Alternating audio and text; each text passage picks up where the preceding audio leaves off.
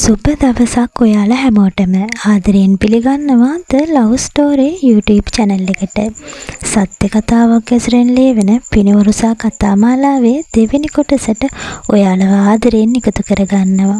ඒ වගේම පළවෙනි කොටස බැලුවේ නැත්නම් ඔයාලා අනිවාර්යෙන්ම පළවෙනි කොටස බලලා දෙවෙනි කොටසත් සමග එකතු වෙන්න. ඔයාලට ලේසි වෙන්න පළවෙනි කොටසේ link එක මම description box එකේ සහ comment box එකේ සඳහන් කරලා තියන්නම්. ඒ වගේම ඉදිරි කොටස් බලන්න නම් ඔයා අනිවාර්යෙන්ම මගේ channel එක subscribe කරලා තියාගන්න. එහෙනම් අපි අද කතාවට ගිහින් බලමු මොකද වෙන්නේ කියලා.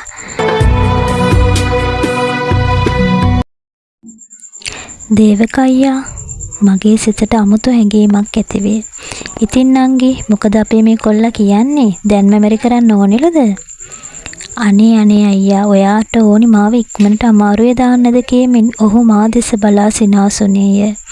ඒ වෙලාවෙම තිහස්වරගේ දුරකථනයේ නාද විය. හරි කියන්න.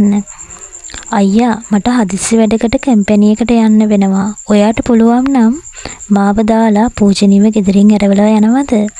මට උන් හිටි තැන් අමතක විය. අනේ තිහස්වර මට කියවුනේ નિરાයාසයෙන්ම. හරි පූජනී ඔයා අයියත් එක්ක පරිස්සමට යන්නකෝ. මට හදිස්සි වැඩකට තමයි මේ යන්න වෙලා තියෙන්නේ. මම ඔයාට කෝල් එකක් දෙන්නම්.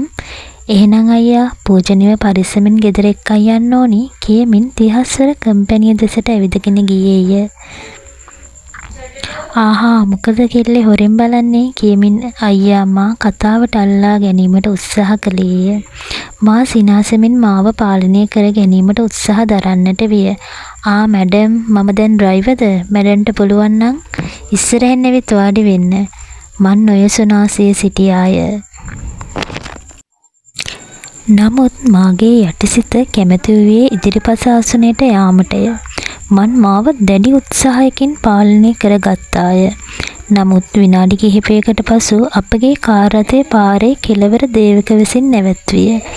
ඉන්පසු ඔහු මා දිහා බැලුවේ ඉදිරි අසුනට එන්නේ නැද්දයි වගේ බැල්මකින්ය. මා ඒ ඇස් දෙක දිහා නොබලා ඉදිරි අසුනට විත් ඉඳගත්තාය. මා ලැජ්ජාවෙන් ඇඹරෙමින් ඉදිරිපස ආසනයට විත් ඉඳගත්තාය. මාගේ දෑත් වෙවුලන්නට විය. එහෙනම් යමු නේද? ඔහු ඇසීය. කියමින් මා පිළිතුරු දුන්නාය. ටික දුරක් අපි නිහඬවම ගමන් කළා. තැඹිලි ගෙඩියක් බොමුද? ඔහු ඇසීය. කියමින් මා පිළිතුරු දුන්නාය. තැඹිලි වලින් දෙක අසල කාර් රථයේ නැවැත්විය. අපි දෙදෙනාම තැඹිලි ගෙඩි බී නැවත කාර් රථයට ගොඩ විය. මාගේ සිත තුළ චකිතය මාහට කියා නිම කළ නොහැක. කොහොමද නංගි? ජොබ් එක හොඳයිද? ඔයාට ඕනේ නම් අපේ කම්පැනි එකකට ජොයින් වෙන්න පුළුවන්. මම යනුවෙන් උත්තර දුන්නාය. මොකද අනේ ඔයාලගේ පරම්පරාව පැවතෙන්නේ බකමෝනන්ගේ පරම්පරාවෙන්ද? ඔහු ඇසීය. ඒ ඇසීමත් සමග අපි දෙදෙනාටම එකවර සිනහව පාලනය කරගත නොහැකි විය.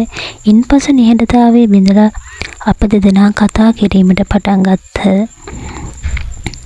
අප උසුළු විසුළු කරමින් සිනාසෙමින් කාලය ගත කළහ. මට ඔහු සමග ගත කරන කාලය කෙතරම් වටිනවාදයත් ඔහු නොදනී. ඔහුගේ සිතේ මා පිළිබඳ කිසිදු ප්‍රේමණීය හැඟීමක් නැති බව මා දැනගත්තෙමි. නමුත් ඔහු කිසි කැමැත්තක් මා පිළිබඳ ඇති බව මට සහතිකය. නංගි බීච් එකට තව පොඩි දුරයි තියෙන්නේ. ඕනි නම් අපි බීච් එකටත් ගිහිල්ලාම යමු. ඔහු කීවේ මගෙත් ආසම ස්ථානයේ බීච් එක. ඒ නිසා මා නොසිතාම එකවර එයට එකඟ විය.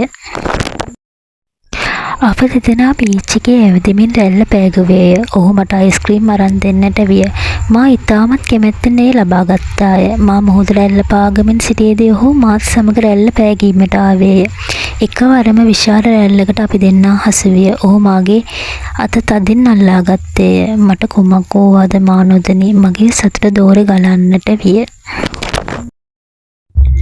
සදහටම මේ අත අල්ලන්නට ඇතැයි මට සිතුනි. ඉරනමත් අප ලං කරනවා නිසකයි. මා ඔහු ළඟ පොඩි දරුවෙක් මෙන් දඟකාරකම් කළාය. ඔහු සමග ගත කළ කාලය ඉමහත් සතුටින් ගමා ගත කරන්නට විය. මට ඔහු පිළිබඳව ඇති වූ කැමැත්ත තවත් වැඩි විය. මම ඔහුගේ පවුල විස්තර විමසන්නට විය. ඉතින් අයියා ඔයාගේ වයිෆ් එහෙම කොහමද? බබාලා දෙන්න එහෙම හොඳින් ඉන්නවද? වයිෆ් ගැන කියද්දි නම් ඔහුගේ මුණ ටිකක් අඳුර වන්නට විය. ඉන්නවා ඉතින් යනුවෙන් ඔහු පිළිතුරු දුන්නේය. මට දැනුණු අයුරින් ඔවුන් දෙදෙනා අතර සම්බන්ධය එතරම් ප්‍රබල නොවිය. නමුත් ඔහු දරුවන්ට මහත්සේ ආදරය කළේය. ඔහුයි බිරිඳයි අතර කිසියම් ප්‍රශ්නයක් ඇති බව මාහට වැටහුණි. මා ඒ පිළිබඳව වැඩිදුරටත් ඇසීමට නොගොස් නිහඬව සිටියාය. එයත් මගේ සතුට වැඩි කරන්නට විය. අපි දෙන්නා ගොඩක් සමීප ලෙස සියලු විස්තර කතා කර කර තවත් ඉස්සරහට ගමන් කළේය. මගේ සිතේ ඇති දේ ඔහු දන්නවා නම් මට සිතුනේ નિરાයාසයෙන්මය. නමුත් ඔහුට මා ගැන එවැනි හැඟීමක් නැතිව ඇති මට සිතුනේ. ගත කළ කාලය මට මහා මෙරක් වැනිය.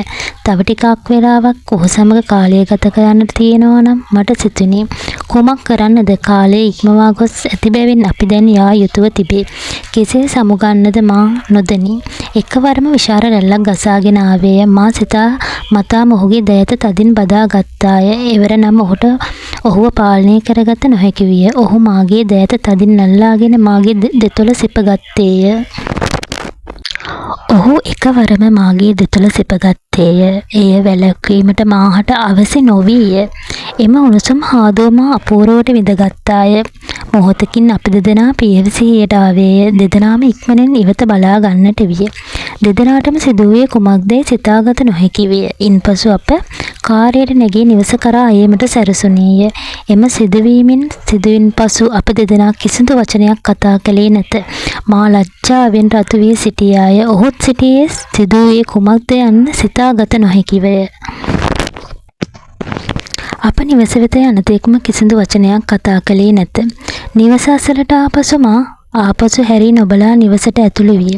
සාලේ ටීවී බලමින් සිටි මව මා දැක "මොකද චූටි දුව" කියා මා ඇමතිය. "මොකද මේ මුහුණ හොඳටම අඳුරු වෙලා?" මව ඇසුවාය. "නෑ අම්මා, මගේ ඔළුව ටිකක් රිදෙනවා. අපි බීච් එකට ගියා." "අවුව සැර වැඩි අම්මා, ඒ නිසා වෙන්නේ නැති." මම මවගේ මූණ දෙස නොබලාම කියාගෙන ගියාය. "එහෙනම් ඉන්නකෝ, මං ඔයාට බොන්න මොනවා හරි අරන් එන්නම්. ඔයා ගිහින් වොෂ් එකක් දාගන්න" යයි පැවසුවාය. ඉන්පසු මා කාමරයට ගොඩ වැදුනාය. නාන කාමරයට ගිය පසු මා ආවේගයෙන් මෙන් ඇඳුම් උනා දමන්නට විය. ජීවිතයේ පළමුවරට මා ලොකු වරදක් කළා යයි හැඟීමක් මා තුළ හටගත්තේය. කුමක් කෙසේ වුවත් ඔහු අන්සතු පිරිමියෙකි. මා මීට වඩා මාගේ හැඟීම් පාලනය කරගත යුතුව තිබුණි. ජීවිතයේ කෙදිනකවත් මා මෙවැනි වැරැද්දක් කර තිබුණේ නැත. මාගේ දෙමාපියන්ගේ මුහුණ බැලීමට පවා මාහට අපහසු විය. කැඩපත අසලට ගිය මාගේ දෙතොල් දිහා බලා සිටින්නට විය. එය මාගේ පළමු හාදුවසේ මට දැනුනි. මගේ දෙතොල් දිහා මා ආසාවෙන් බලා සිටියාය. ඔහුට එසේ වීම පුදුමයක් නොවේ. මන්ද මා ඒ තරම් සරාගී පෙනුමක හිමිකාරියකි.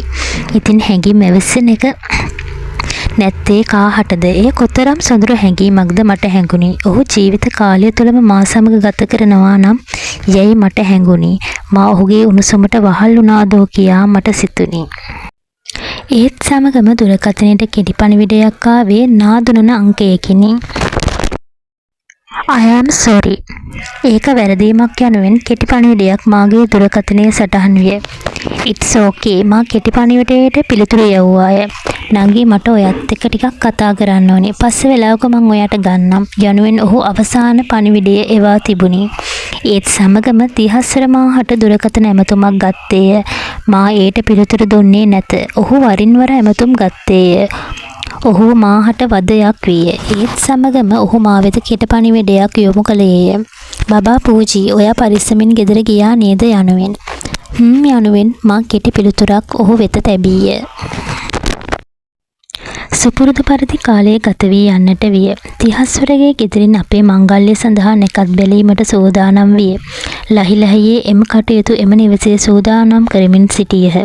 වරින් වර තිහස්වර මාහට ඇමතුම් ගත්තේය. නමුත් මා එම ඇමතුම් මගහැරීමට වග බලා ගත්තාය.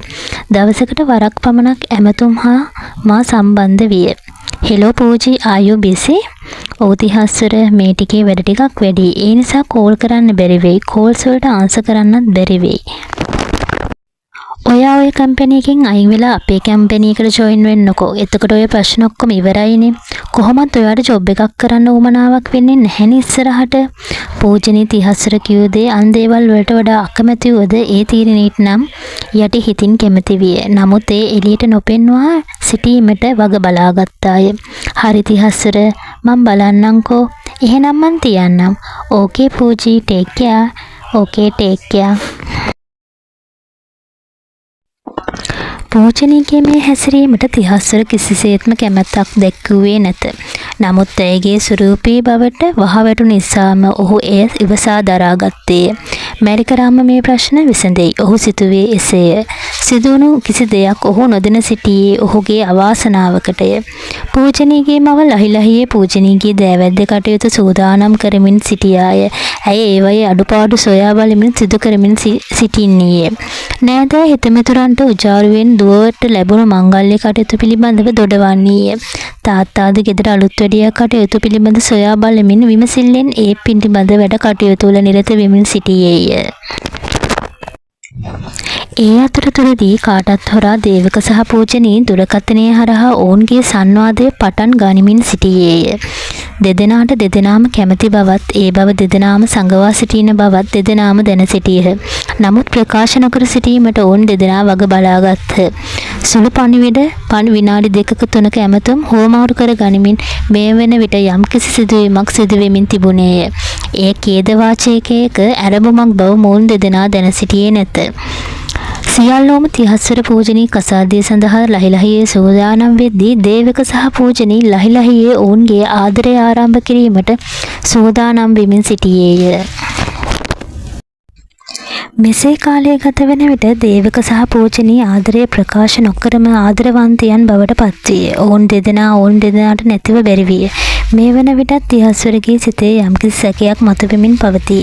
එනම් වැඩ අධික බව පවසා පූජනී ඇමතුම් වලට උත්තර නොදුන්නද ඇයගේ දුරකථනය නිතරම කාර්යබහුල වූ නිසාවෙනි. මේ පිළිබඳව තිහස්වර දැඩිසේ කම්පා වී සිටියේය. ඔහු වහාම ඔහුගේ අයියා වන දේවකව මුණ ගැසීමට ගියේ ඔහු සෑම විටම Tamanගේ ප්‍රශ්නයට නැගෙන විට දේවකගෙන් උපදෙස් පැතීම පුරුද්දක් කරගෙන සිටි නිසාවෙනි. ඔහු යන අතරමඟදී නිතරම කල්පනා කරමින් ගියේ පූජනීගේ වෙනස් වීම පිළිබඳවයි. මා පූජනීට කෙතරම් ආදරේද ඔහු සිතුවේය. නමුත් පූජනී එයා ඇත්තටම මට ආදරේද? ඇය ඔහු පිළිබඳ කිසි දෙයක් සොයා නොබලයි කතා කිරීමට කැමැත්තක් නොදක්වයි. නමුත් ඇගේ නිවස අය පැවසුවේ මාහට ඉහළින්ම කැමති බවයි. නමුත් කුමක් හෝ යම් කිසි දෙයක් සිදුවෙමින් පවතින බව ඔහුට වැටහුණි. කුමක් කරන්නද යන්න ඔහුට තේරෙන්නේ නැත. තව වරක් ඔහු පූජනීට ඇමතුමක් ලබා ගත්තේය. නමුත් ඔහුට අසන්නට ලැබුණේ මෙවැන්නකි. ඔබ ඇමතු දුරකථනය කාර්යබහුල බැවින් කරුණාකර පසු අමතන්න. ඔහුගේ කේන්තිය දෙගුණ විය. තිහස්වර එසැනින්ම දේවකගේ කාර්යාලය වෙත පැමිණියේය. ඔහු දේවක මුණ ගැසීම සඳහා ඔහුගේ රූම් එක වෙත ගියේය. ඒ වන විටත් දේවක හා පූජනී දුරකථන සංවාදයේ යෙදමින් ආදරබස් දොඩමළු වෙමින් සිටියහ. තිහස්වර දුටු ඔහු පුදුමයට පත්විය. ඔහු එය යටපත් කර ගැනීමට සමත් විය. තිහස්වර සිටියේ කනගාටුවෙන් නිසා ඔහුට එය දැනුනේ නැත. ඔහු එසැනින්ම දුරකථනය විසන්ධි කළේය. කරා නෙවෙයි එසැනින්ම එය එසේ විය. මල්ලි මොකද මේ? තිහස්වරගේ මුණදුර දේවකට සහෝදර ප්‍රේමය උතුරන්නට විය. මොකද මේ මුහුණත් අඳුර වෙලා මොකද්ද ප්‍රශ්නේ? අයියා පූජි ඕ පූජි අයියා ඇයි පූජිට මොකද වෙලා තියෙන්නේ? දේවක කලබල විය. නැහැ අයියා ටික කාලෙක ඉඳන් පූජි ගොඩක් වෙනස් වෙලා මට කෝල් එකක්වත් ගන්නෙ නැති තරම් මට තේරෙන්නේ නැහැ මම මොනවද කරන්න ඕනි කියලා. ඇයි අයියා මට එහෙම කරන්නේ? මට හිතෙනවා පූජිව අපේ කම්පැනි එකට ජොයින් කරගත්තොත් හොඳයි කියලා. මේ ප්‍රශ්න ගොඩක් විසඳෙයි කියලා. අයියා මොකද හිතන්නේ? තිහස්වර කියාගෙන ගියේය. තිහස්වර කළ යෝජනාවට ඔහු එකපයින් එකඟ විය. නමුත් එය නොපෙන්වා සිටීමට ඔහු උත්සාහ කළේය. ඔහුට තිහස්වර පිළිබඳ මහත්සේ දුකක් සහ කනගාටුවක් ඇතිවිය. ඔහු ඔහුගේම සහෝදරයට කරන්නේ කෙතරම් අසාධාරණයක්දයි ඔහුට මදකට සිතුනේය. ඔහු සාදාගත්තේ දරුවෙක් මෙන්. නමුත් පූජනී ඉදිරියේ ඔහු අසරණ විය. ඔහුට පූජනීගේ ආදරය නැතිව බැරි විය. ඒ ගැන වැඩි හිතන්න එපා මල්ලි. පූජනංගිට වැඩ ඇති. ඒ නිසා වෙන්නේ නැති ඔයාව මග අරින නැත්තේ. නැහැ අයියා එයාට වෙන හේතුවක් තියෙනවා. එසේ කියූ සැනින් දේවක බියටපත් විය. මොකද්ද? ගොත ගසමින් දේවක ඇසීය.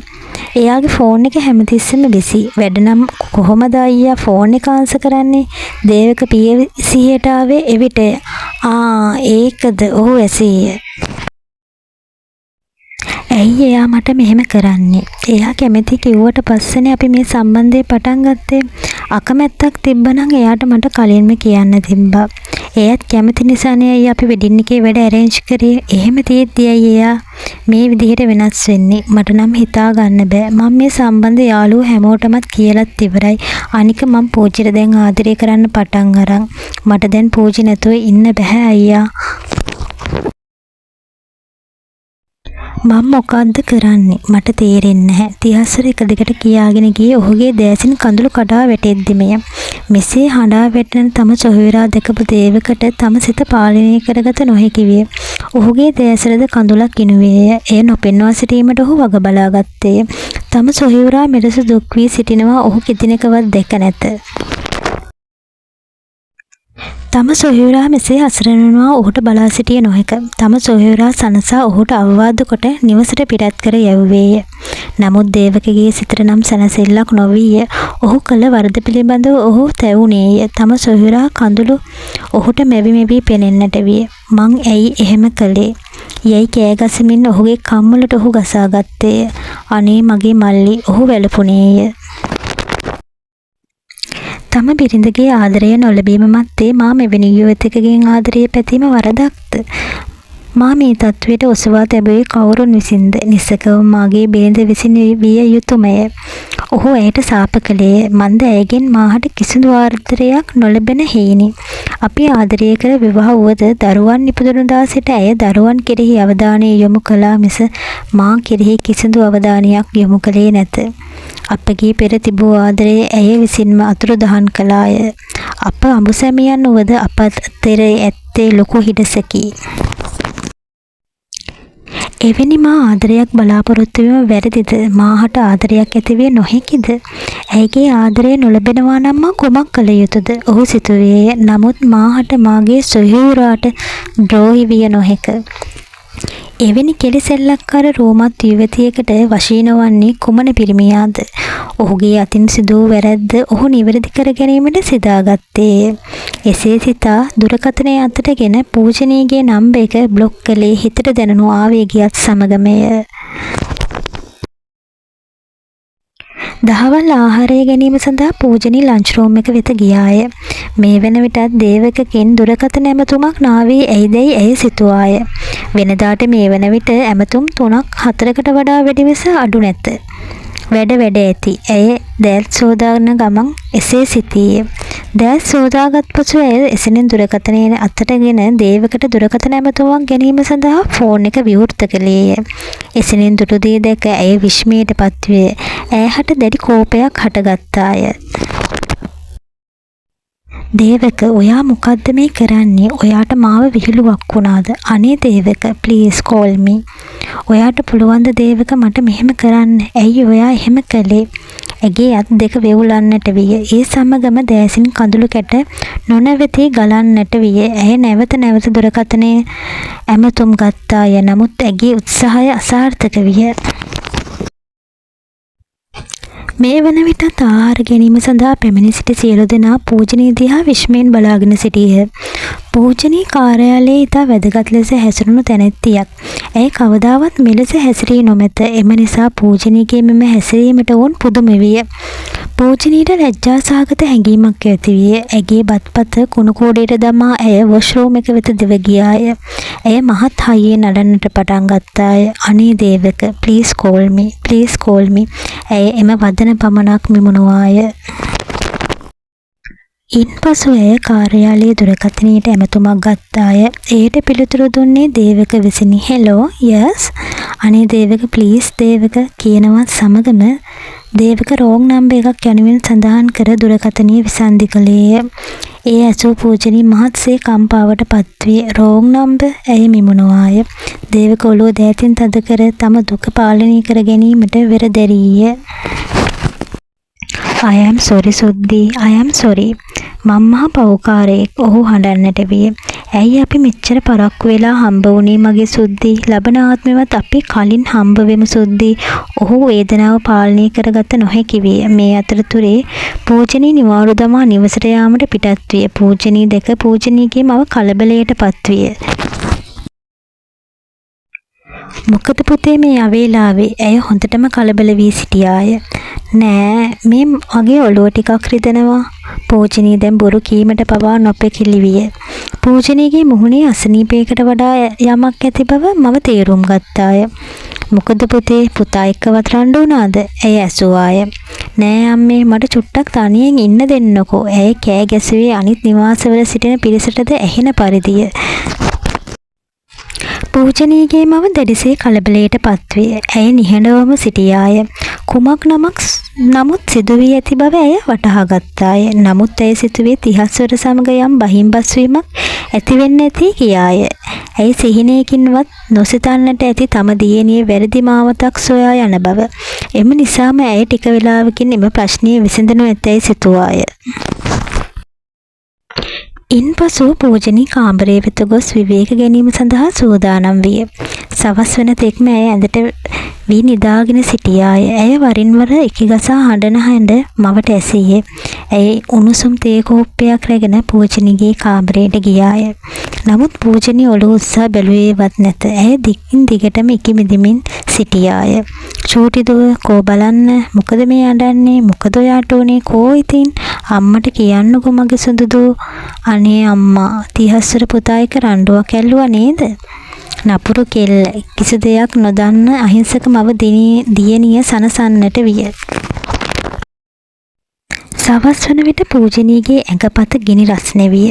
මව සහ පියා ඇයට අවශ්‍ය බෙහෙත් ලබා දී සඳහා ඇය පුද්ගලික රෝහලකට යොමු කළහ. මේ අතරතුර දේවක තැබෑරුමක් වෙත ගොස් හොඳින් මත්පැන් පානය කරමින් සිටියේය.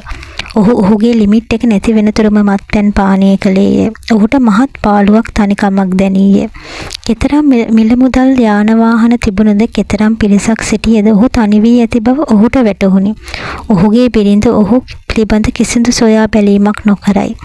බිරිඳව දික්කසාද කිරීමට කීපවරක් තීරණය කරද දරුවන් හමුවේ ඔහු ඒ තීරණය අමතක කළේය. ඔහුට එය සිහි විය. දැඩිසේ මත්පැන් පානය කර සිටි ඔහු නිවස වෙත ගියේ කුලී කැබ් රථයකිනි. ඔහු නිවස වෙත යන විටත් ඔහුගේ බිරිඳ සහ දරුවන් නින්දේ සිටීහ. ඔහුට වැටහුණේ මහත් අසරණකමකි. ඔහු පිළිබඳ සොයා බැලීමට කිසිවෙකු නැත. ඔහුට එසේ සිතුනේ. ඔහුට එකවරම පූජනීගේ කෙලිලොල් හඬ මතක් විය. ඔහු පිළිබඳව පූජනී කිතරම්නම් සොයා බලනවද? ඇගේ ආදරය ඔහුට මතක් විය. ඔහු ඇඳ සිටි ඇඳුමෙන්ම පුඩු සැටියේ වැතිරී කල්පනාලුවේ අතරමං වී ඔහුට පූජනීගේ ආදරය දැඩිසේ දැනෙන්නට විය. මගේ සුද්දී ඔහු වැළපුණේය. එකවරම ඔහු දුරකථනය අතටගෙන පූජනීගේ පින්තූරයක් දෙස ආදරයෙන් බලා සිටියේය. ඇගේ පියකරු මුහුණ අතින් පිරිමැද මුව සිපගත්තේය. ඔහුට ඇගේ හඬ ඇසීමට අවශ්‍ය විය. ඔහු එකවරම පූජනීගේ නම්බර එක ඩයල් කළේය. අප්පච්චි ඔහු වචන ගලපන්නට විය. මගේ පුතේ ඔයා මොකද කරන්නේ? නින්ද යන්නේ නැද්ද? කෝ එන්නකෝ අප්පච්චි ගාවට.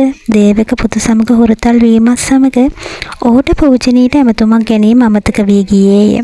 ඔහු පුතුලා අයට තුරුල්ල කරගෙනම නින්දට වැටුණි.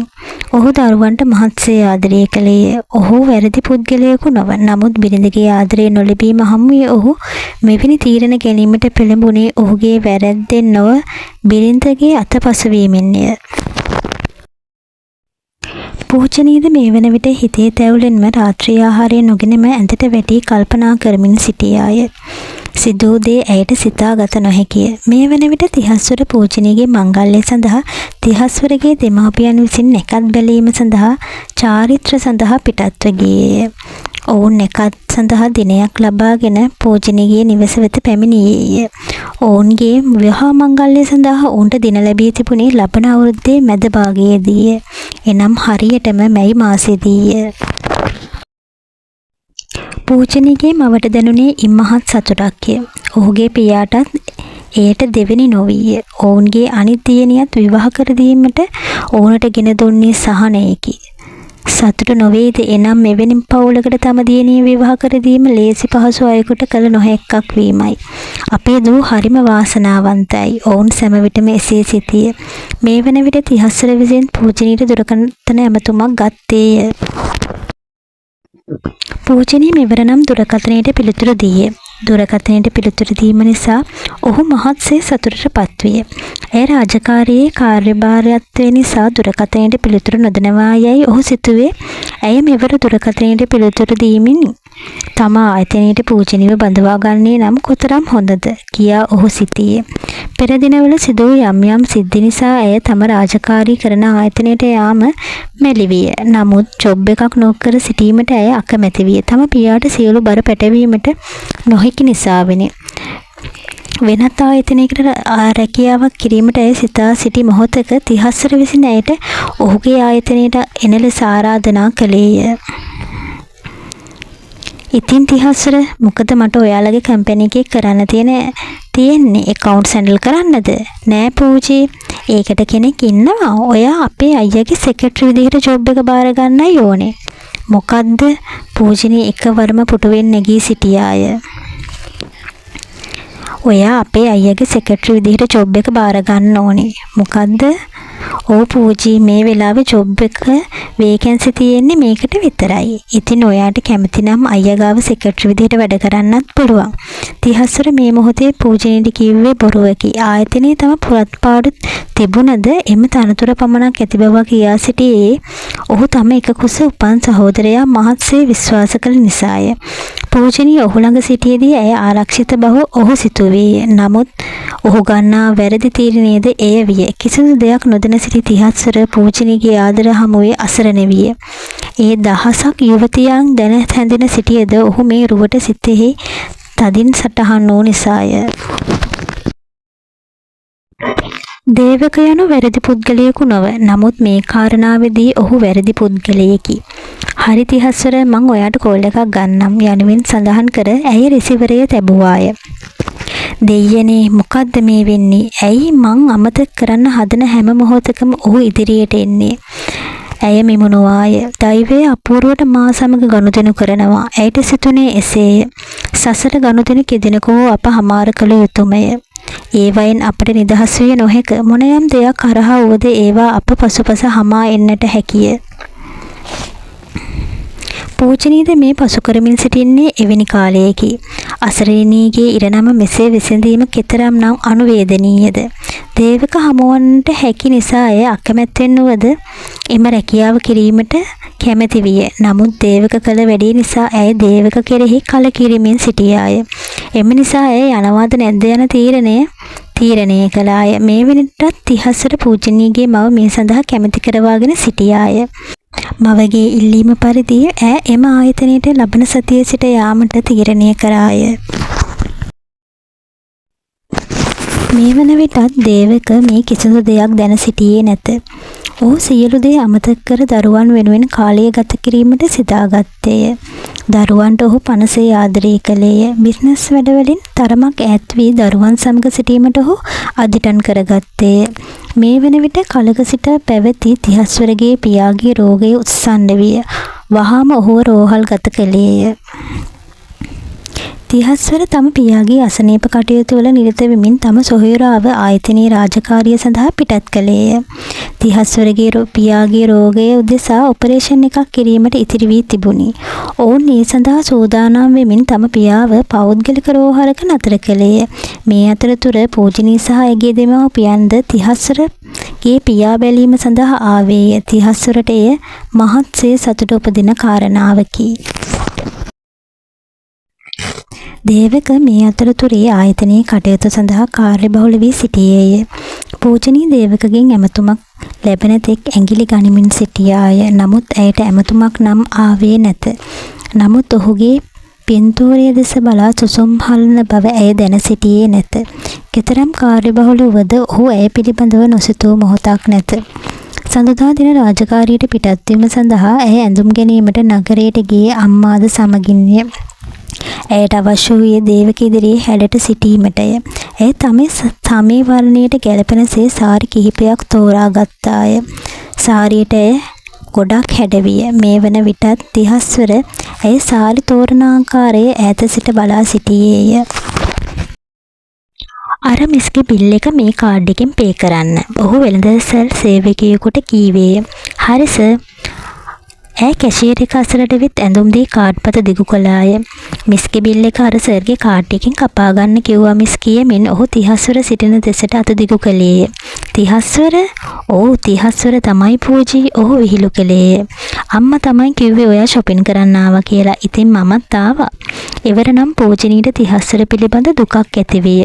ඔහු මා වෙනුවෙන් මොනයම් දේ කළද ඔහු කෙරෙහි මාහට ආලයක් උපදින්නේ නැත්තේ මන්ද? නමුත් මා එසේ කළ යුතුය. එසේ සිතා මා ඔහුට ලන්වීමට සහ ඔහු කෙරෙහි ආලයක් උපදවා ගැනීමට වෑයම් කළාය. මාගේ මව සමග ඔහු ආදරයෙන් විහිළුවෙන් සිටින දැක මා මේ සියල්ල අතහැර දමා අකමැත්තෙන් වුවද ඔහු සමග ජීවිතය ගත කිරීමට අදිටන් කරගත්තාය. ඇගේ ජීවිතය සාර්ථක කර ගැනීමට දෛවය විසින් ඇයට ඉඩ සලසාවිද? මෙවන් රූමත් යුවතියකගේ දෛවය කෙතරම් සුන්දර විය යුතුද? ඉතිරි කොටස් ටික බලන්න channel එකත් එක්ක දිගටම රැඳී සිටින්න. එහෙනම් අදට ගිහිල්ලා එන්නම්. ලබන සතියේත් හමු වෙමු. ඔයාලා හැමෝටම සුබ දවසක්.